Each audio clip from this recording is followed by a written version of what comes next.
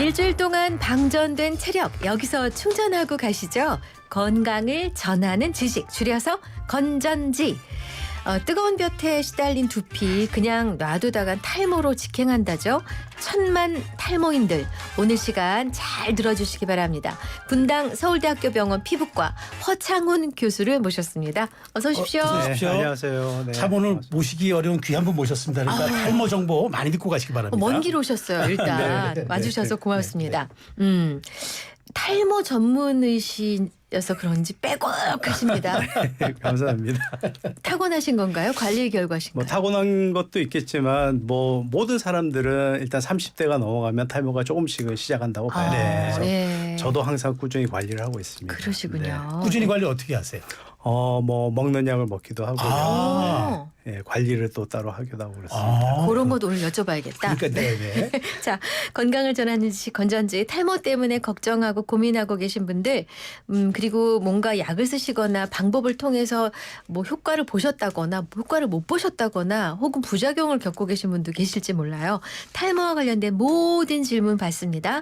샵 0945 단문 50원 장문 100원 YTN 어플 유튜브 댓글창 단 빨리빨리 주셔야 저희가 그렇죠. 방송 중에 질문을 해드릴 수 있다는 것 샵 0945 유념해 주세요. 자, 근데 우리 요즘 기사들 보면은 그냥 흔히 탈모 인구 천만 시대. 그러다 보니까 지난 대선 때도 탈모 공약까지 나오는 정말 네, 맞습니다. 이례적인 일이 있었는데 맞아요. 진짜 한 천만 되나요? 그때 그 대선 때도 저한테도 많이 질문이 왔었거든요. 아, 정치권에서 뭐 진짜로 천만이냐 현재 인구가 정확하게 몇 명인지 이게 교수니까. 통계를 요구하는 네. 것들이 많았는데 네. 이 탈모 인구는 우리나라뿐만 아니라 전 세계적으로 정확한 인구 추계가 안 됩니다.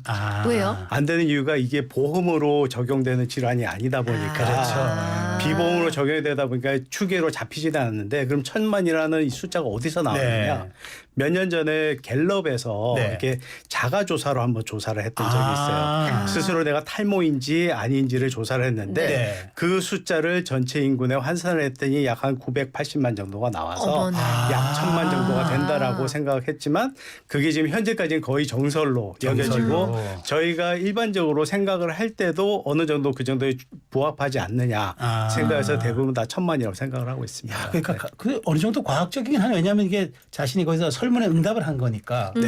근데 이제 그게 스스로가 응답을 한 거니까 그렇지. 우리가 볼 때 이게 진짜로 탈모인지 아닌지는 모르잖아요. 모르는 거죠. 그 기준이 또 모호하잖아요. 어디까지를 탈모로 볼 맞습니다. 것인지. 네. 탈모는 사실 거의 유전 아니냐 이런 생각하거든요. 네. 그 밖에 또 원인들이 있습니까? 지금까지 알려진 건 대부분 다 유전이 거의 대부분이라고 얘기를 유전. 하는데 네. 우리가 유전이라고 생각할 때는 어떤 특정한 유전자를 찾아야지 유전이라고 생각을 하는데 네, 그렇죠. 그 유전자를 아직까지 찾지를 못했습니다. 그래요? 그래서 다인성 유전이라서 여러 가지 유전자가 복합적으로 다인성. 작용을 해서 탈모가 일어난다라고 생각하고 예, 우리가 보통 유전이라고 생각하면 부모님한테 유전자를 물려받아서 물려받아서 그런 것만 유전으로 생각하는데 그게 아니라 어머니 유전자, 아버지 유전자 두 개를 받아서 섞이는 과정에서 나한테 탈모가 발생된다라고 생각하시면 될 것 같습니다. 그래서 보통 우리가 이제 퍼센트로 따질 때는 부모님 중에 두 분 중에 한 분이 탈모가 있을 경우에 한 50% 정도의 가능성으로 본인이 유전이 된다라고 생각하시면 근데 대걸음한다 그래서 네. 아버지는 탈모가 아니지만 할아버지가 탈모신 경우에 네. 손자는 탈모이다 이런 뭐 생각하거든요. 일반인들은 그렇게 속설이 얘기를 하시는 있더라고요. 분들도 그러니까. 네. 있는데요. 사실은 그렇지는 않습니다. 그래요? 그거랑 상관없이 탈모는 뭐 발생할 수가 있지만 중요한 것은 대를 이어서 탈모가 있는 경우 네. 그런 네. 경우는 훨씬 심하게 나타날 가능성이 훨씬 높습니다. 심하다는 거는 빠르고 증상도 심하고 속도도 그다음에 빠르고. 나타나는 시기도 훨씬 일찍 그러니까. 발생되는 경우가 많습니다. 네. 이거는 개선하기가 어려운 그렇지는 않습니다. 일찍 조기 발견해서 조기 치료만 하면 최소한 지금 현재 상태를 유지할 가능성은 99%거든요. 그래요. 99%. 네. 그래서 문제는 조기에 발견해서 조기에 치료를 시작하는 게 제일 중요하고 탈모 치료가 제일 어려운 것 중에 하나가 모든 탈모 치료로 해서 효과를 보더라도 중단을 하면 6개월 있으면 다시 말짱 돌아가요. 됩니다. 오랜만에 들어봅니다. 아, 그렇군요. 그렇기 때문에 치료를 중단하지 않는 것이 가장 중요한데 일반적으로 환자분들 생각할 때는 이거 한 번만 치료하면 되는 거 아니야? 통상 그렇게 생각하죠. 그렇게 생각을 네. 하시죠. 그러니까 저도 이제 병원이 조금 그 분당 지역에 있다 보니까 지역에서도 오신 다음에 내가 저 의사 한 번만 만나보면 나는 다 완치될 것 같아라고 해서 오셨는데 제가 이제 이렇게 꾸준히 치료를 해야 된다고 설명을 하면 거기서 이제 실망하시는 분들도 있고 하지만 처음에 제가 시작하더라도 근처에 있는 병원에서 계속 치료를 하게 그렇게 제가 안내를 해드리고 있습니다. 아니 그럼 교수님 말씀에 따르면 예를 네. 들어서 유전인자를 갖고 있고 시작이 된 걸 빨리 발견해서 20대부터 개입을 들어갔다. 네. 의료적인 개입을 들어갔다. 그럼 네. 평생 해야 된다는 말씀인가요? 그렇죠. 어머나. 그래서 언제까지 치료를 해야 되냐고 이제 물어보는 경우가 있는데 뭐 우리가 뭐 우스개로 얘기를 하기에는 돈 떨어질 때까지 치료를 하라 이렇게도 얘기를 하지만 일반적으로 보통 나이가 뭐 7, 80 정도가 돼서는 탈모에 대해서 그렇게 개입지 않는 경우가 네. 많아요. 그렇죠. 근데 보통 사회적으로 활발한 한 5, 60대 네. 네. 요즘은 조금 나이대가 돼서 한 60대까지는 활발하게 그렇죠. 네. 일들을 하시기 때문에 그때까지는 그래도 좀 치료를 열심히 하시는 게 어떨까 하는 생각을 가지고 있습니다. 그렇구나. 근데 뭐 탈모도 단계가 있나요? 네, 단계가 있습니다. 보통 우리가 이제 1단계부터 시작해서 7단계라고 얘기를 하는데요. 7단계까지. 7단계라고 하면 이제 거의 전체 머리가 없고 뒤쪽에만 조금 남아 있는 민머리라고 네, 그런 정도가 이제 7단계고 네. 1단계는 그냥 봐서는 탈모인지 아닌지 잘 모를 정도의 단계부터 시작을 합니다. 네. 근데 이래 단계가 처음에 이제 개발됐던 거는 서양에서 먼저 개발이 됐기 때문에 보통 1단계, 2단계는 앞에 이제 M자 머리 모양을 가지고 네네. 우리가 M 후퇴라고 해서 이제 M자 모양으로 뒤로 이제 올라가는 예, 경우 예. 네네네. 그거를 보고 이제 1단계, 2단계를 얘기를 하고 그래서 3단계까지 진행을 한 다음에 그 이후에는 정수리 쪽에 같이 좀 동반되는 경우가 있어요. 그래서 우리가 이제 3단계부터는 3 버텍스라고 해서 3정수리 단계라고 해서 그때부터 이제 정수리 쪽에 조금 약해지게 해서 4단계, 5단계, 6단계, 7단계는 전체적으로 이제 머리가 좀 많이 가늘어진 경우가 있는데 이 여자들 같은 경우는 조금 다른 얘기예요. 여자들은 M자 모양으로 올라가는 경우도 있지만 그거는 대부분 이제 그 폐경기 이후에 네. 그렇게 되는 네, 경우 네. 많고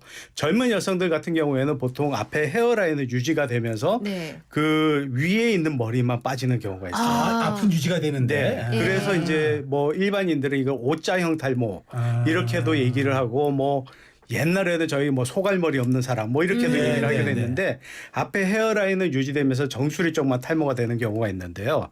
이게 사실은 동양인들한테 좀 많은 타입이에요. 그러니까 동양인들 탈모는 전체 남성에서도 한 10 내지 15% 정도는 헤어라인 유지된 채로 정수리만 빠진다라고 얘기가 되고 있는데요. 네. 더 좋은 거는 동양인들이 이런 타입이 있다면 약물에 대한 효과는 더 좋습니다. 네. 약 더 잘 받는다. 치료가 잘 되는 치료가 거네요. 조금 더 잘 되는 타입이라서 하여튼 본인의 현재 단계가 어느 정도고 이게 치료할 단계인지 아닌지를 판단하기 위해서는 스스로 판단하기 어렵거든요. 그래서 병원에 반드시 방문을 하셔서 현재 상태라도 파악을 하신 다음에 그다음에 치료를 할지 말지를 그다음에 결정을 하시는 게 그럼 좋을 것 같습니다. 서양인 혹은 인종간 참 다른 점이 있어요? 차이가 좀 있습니다. 저 그러니까 독일 사람들은 그렇게 민머리가 많더라고요. 저희가 동양하고 서양하고 통계를 보면 네. 서양 같은 경우에는 거의 50대 이상일 경우에 거의 한 50% 이상이 일단 탈모가 됐어요. 거의 70대 이상은 거의 한 7, 80%가 탈모가 다 되는 경우가 많은데 네. 동양인은 서양인 한 절반 정도라고 생각하시면 돼요. 그러니까 훨씬 인원수는 적은데 네. 근데 우리가 생각해야 될 게 서양 같은 경우에는 인원수가 많다 보니까 치료를 해야 되겠다고 생각을 안 해요. 너무 흔하니까. 모든 사람들이 다 그러니까 이게 그냥 그러려니. 사회 살아가는 거예요. 그러려니. 네, 그러려는데 저희가 뭐 조선시대 때 안경 쓴 사람이 나타나면 정말 신기하게 봤을 거 아니에요. 그렇죠. 이 탈모 같은 경우도 마찬가지입니다. 동양인이 워낙에 탈모가 많지 않다 보니까 탈모가 있으면 뭔가 스스로가 이상하다고 위축되죠. 네. 무리와 떨어진 동떨어진 거라고 생각하고 위축되고 그러다 보니까 더 치료를 하고자 하는 욕구는 조금 더 많아지고 이런 상황입니다. 네. 그럼 정확히 아까 1단계에서 7단계 증상이 있다는데 네. 자 그러면 치료를 받아야 될 단계는 정확히 어느 단계부터 제일 좋은 거는 1단계부터 1단계부터. 근데 문제는 1단계를 헷갈리잖아요. 파악하기가 쉽지가 그러니까. 않은데요. 이게 일단 내가 보기에 문제가 있다라고 하면 대부분 한 2, 3단계 이상 저런. 됐을 때가 문제가 저런. 됩니다. 네. 그래서 우리가 1단계일 때 가장 먼저 알아보기 쉬운 방법 중에 하나가 사람들이 탈모가 아무리 진행이 돼도 이 뒷머리, 후두부 머리라고 하는데 여기는 남아있는 경우가 많아요. 그렇죠. 네네. 네. 그래서 여기가 남아있기 때문에 여기를 지금 현재 내 나이에 내 상태의 기준점을 삼습니다. 네. 근데 여기를 기준으로 해서 다른 부위에 머리가 가늘어진 부분이 있는지를 봐요. 네. 여기를 기준으로. 네, 실제로 눈으로 보기 전에 우리가 탈모라고 그러면 한자어를 그대로 놓고 보면 머리카락이 빠진다, 모발이 탈락한다라고 생각하는데 실제로 머리가 빠지는 게 아니에요. 가늘어지나요? 가늘어지는 겁니다. 그 차이. 그래서 빠지는 것처럼 보이지만 실제적으로 우리가 보면 가늘어진 거기 때문에 가늘어지니까? 가늘어지는 걸 느끼기 시작한 순간 그 순간부터 치료를 시작을 하셔야 돼요. 그렇구나. 그래서 평소에 머리를 감거나 머리에 손질을 하실 때 네. 머리 정수리만 먼저 머리를 만져봐서 잘 모르는 경우가 많거든요. 그래서 네. 정수리하고 뒷머리하고 동시에 이렇게 잡아보시면 동시에. 그러면 윗머리가 좀 내가 가늘어졌구나 가늘어졌다. 하는 걸 느낄 수가 있어요. 그럼 느끼시면 바로 병원에 가셔서 정수리 부분이 머리가 가늘어졌다고 얘기를 하시면 그때부터 치료를 하자고 말씀을 하실 겁니다. 근데요, 저희 동네 피부과는 말이죠. 네. 무슨 피부 관리나 뭐 이런 거 하는 환자는 막 웃으면서 맞이하고 네. 뽀로지 났어요. 뭐 이러면 되게 싫어한단 말이에요. 근데 탈모는 이제 뽀루지 같은 게 아니기 때문에 탈모는 또 많이 보시는 선생님이 또 따로 있기도 해요. 그렇죠. 그래서 그런 데를 찾아가시고 네. 정 안 되면 뭐 저한테 한번 오시죠. 알겠습니다. 아니 근데 이게 우리가 네. 골든 타임이 다 중요하지만 네. 특히나 탈모가 골든 타임이 중요하다 이런 네. 얘기가 많더라고요. 네. 그래서 이게 제가 조금 전에 말씀드렸지만 가늘어지기 시작하는 시점이 그때가 탈모 초기고 네. 이때부터 조기 치료가 들어가야 됩니다. 그럼 확실하게 된다. 아까 99.9? 그러면 99.9%는 현상 유지가 가능해요. 그러면 그 상태가 되면 사실 눈으로 볼 때는 큰 차이가 없기 때문에 이 상태만 평생 유지가 돼도 아무런 문제가 없을 너무 수가 고마운 있어요. 거죠. 네. 네. 근데 그런 상태에서 치료하면 제일 좋지만 그 상태를 일단 놓쳤다. 네. 그러면 자기가 알아차렸을 때가 바로 골든 타임이 됩니다. 그러니까 뭐 어떤 시기가 됐든지 간에 먼저 치료를 받는 시기가 가장 적합하고 가장 최선의 방법이라고 생각을 하시고 그 시기부터 열심히 받으시면 되고요.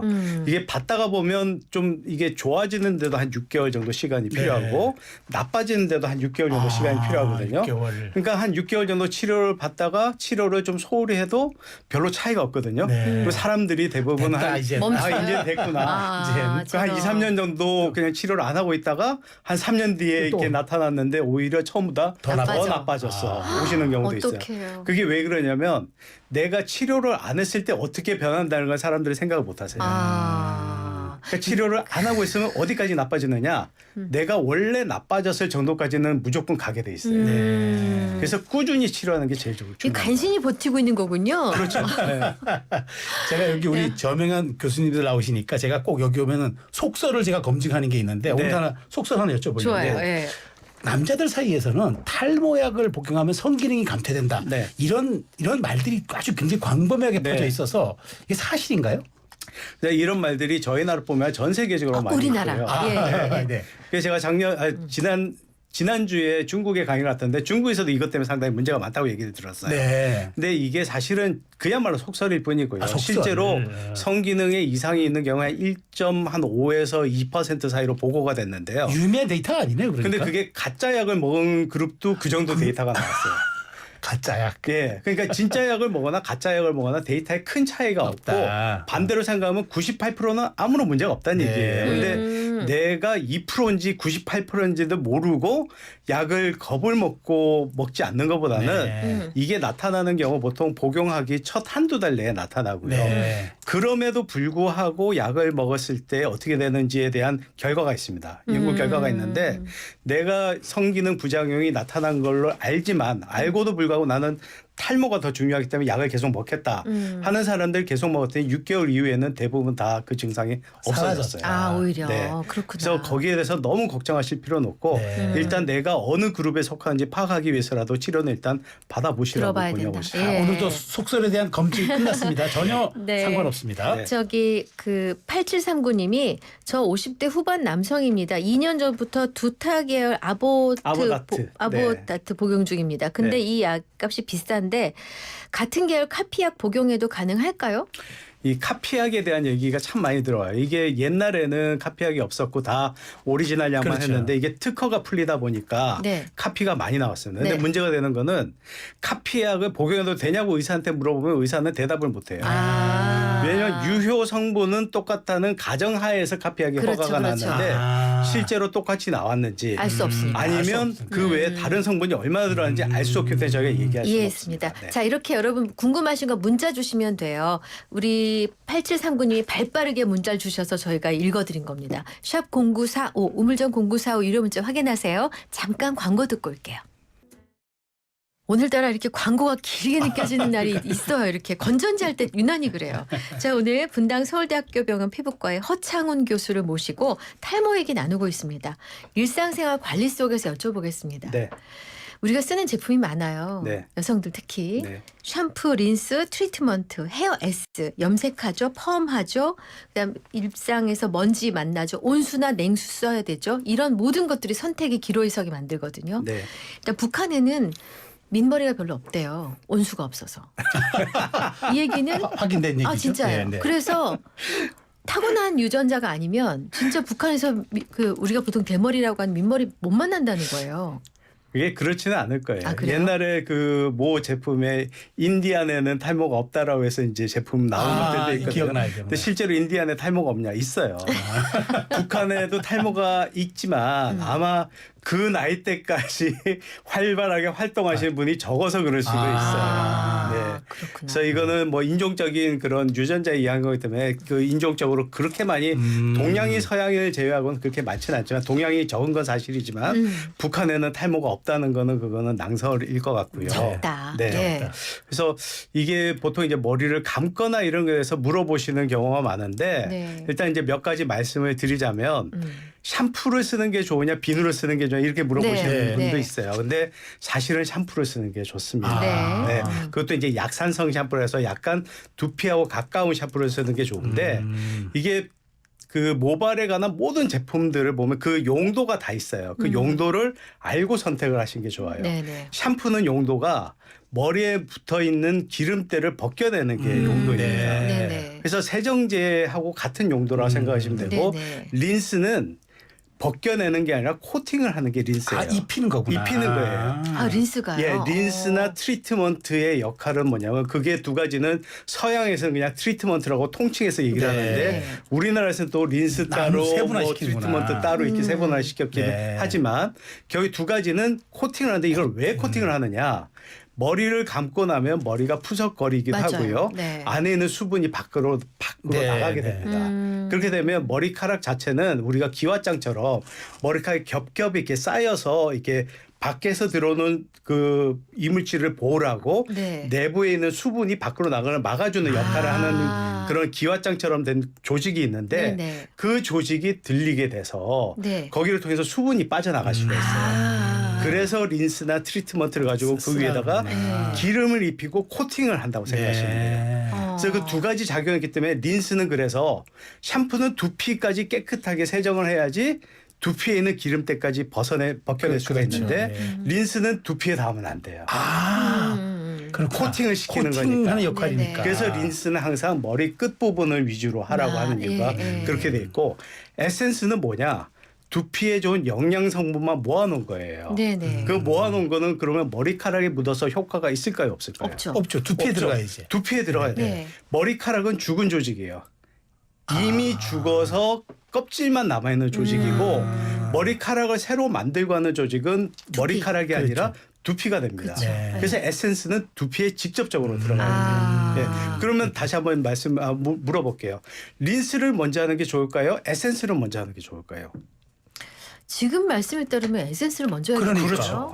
근데 우리 바뀌었어요. 에센스를 하면 네. 이 머리카락에도 영양분이 들어가고 두피에도 영양이 들어가고 우리가 아무리 주의를 해도 린스를 하게 되면 두피도 살짝은 코팅을 하게 돼 있어요. 묻게 되겠죠. 근데 문제가 네. 린스는 물로 감는 동작 중에 나오고 네. 에센스는 머리를 말리는 동작 중에 나오거든요. 네. 그럼 이 순서를 바꾸기가 어려워요. 그래서 에센스를 만약에 집에서 쓰실 것 같으면 린스하기 전에 이거는 머리 감기 전에 해도 상관이 없는 거예요.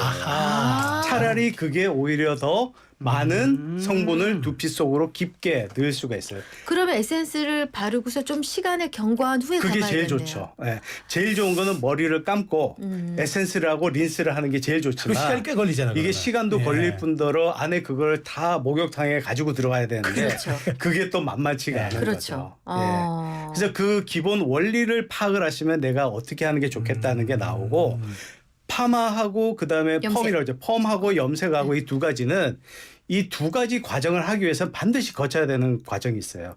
그게 뭐냐면 아까 제가 머리카락을 보호하기 위해서 기와짝처럼 겹쳐져 있었다고 네. 그랬잖아요. 네. 이거를 들어줘야 돼.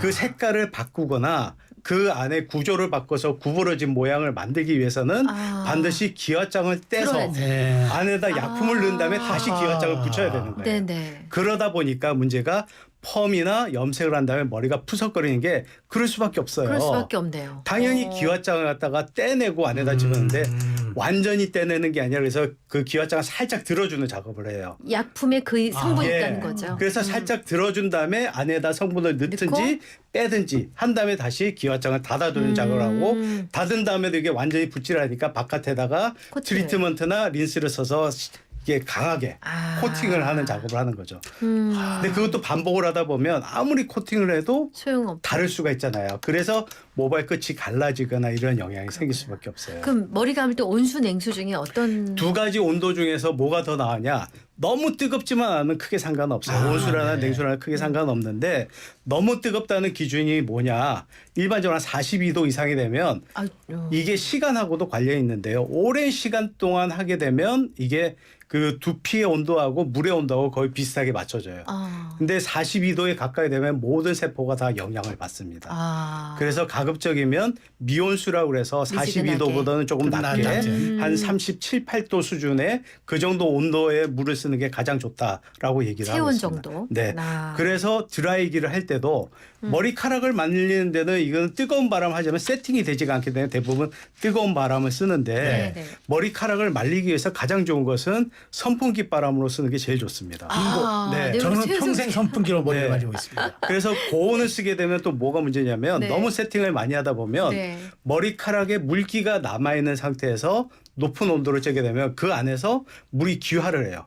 물이 끓어서 터지는 경우가 있어요. 아.